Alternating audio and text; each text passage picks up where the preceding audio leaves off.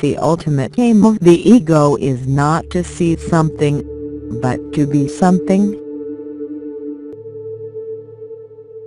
People who have no hold over their process of thinking are likely to be ruined by liberty of thought.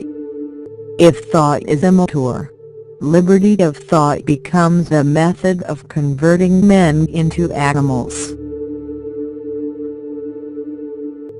Vision without power does bring moral elevation but cannot give a lasting culture. But inner experience is only one source of human knowledge. Be not entangled in this world of days and nights. Thou hast another time and space as well. Nations are born in the hearts of poets. They prosper and die in the hands of politicians. Words, without power, is mere philosophy. Islam is itself destiny and will not suffer destiny. The wing of the falcon brings to the king the wing if the crow brings him to the cemetery. Rise above sectional interests and private ambitions. Pass from matter to spirit. Matter is diversity, spirit is light, life and unity. If faith is lost, there is no security and there is no life for him who does not adhere to religion. A wrong concept misleads the understanding. A wrong deed degrades the whole man, and may eventually demolish the structure of the human ego. Man is primarily governed by passion and instinct. It is true that we are made of dust, and the world is also made of dust, but the dust has motes rising. Why should I ask the wise men, whence is my beginning? I am busy with the thought, where will be my end? Though the terror of the sea gives to none security, in the secret of the shell, self-preserving we may dwell. The truth is that the religious and the scientific processes, though involving different methods, are identical in their final aim. Both aim at reaching the most real. I lead no party.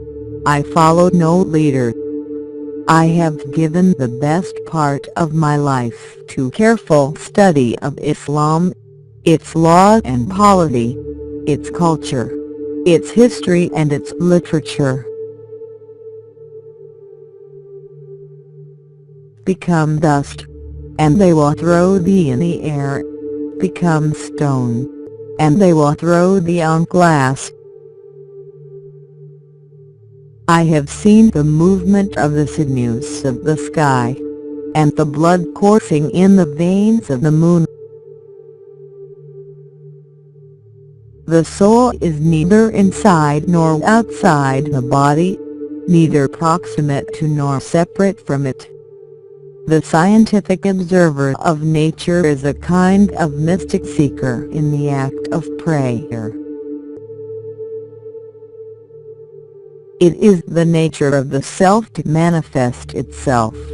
In every atom slumbers the might of the self. When truth has no burning, then it is philosophy.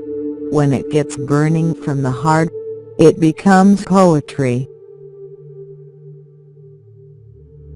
Yet higher religion, which is only a search for a larger life, is essentially experience, and recognize the necessity of experience as its foundation long before science learned to do so.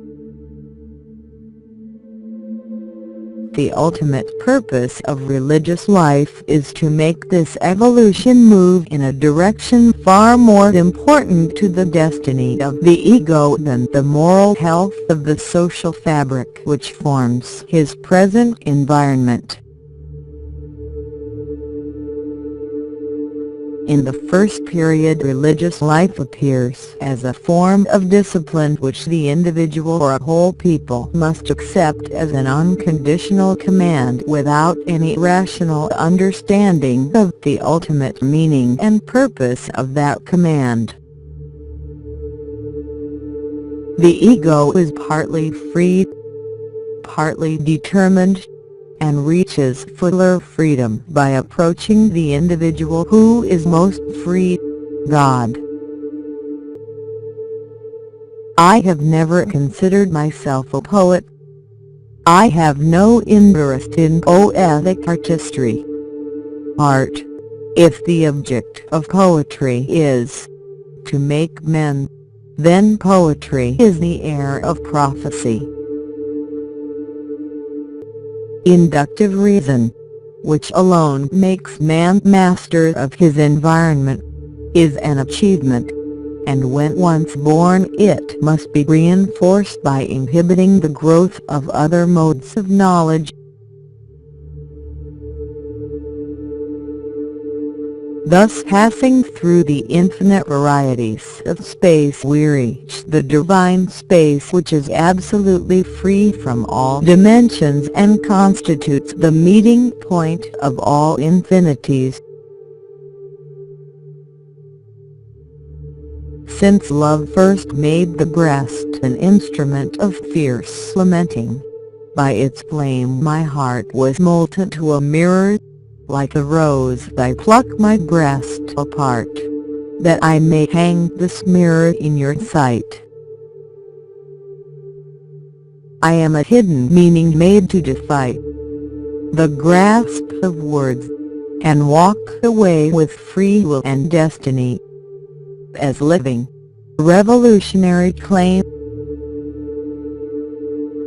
Destiny is the prison and chain of the ignorant.